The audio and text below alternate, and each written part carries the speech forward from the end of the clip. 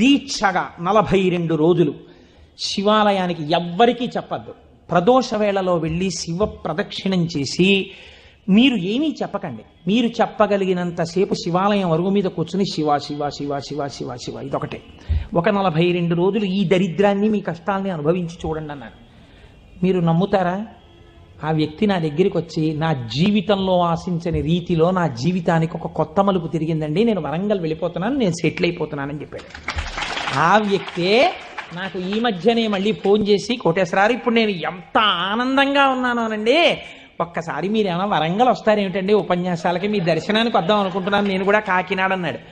అయ్యా మీరు ఎప్పుడైనా కాకినాడ ఇప్పుడు అక్కర్లేదు, ఎప్పుడో తర్వాత వద్దురు కానీ నేను వరంగల్ ఇప్పుడు మాత్రం రావట్లేదు, నేను వరంగల్ వస్తే చెప్తాను, అప్పుడు మీరు నా దగ్గరికి వద్దురు కానీ తప్పకుండా దర్శనానికి అన్నాడు.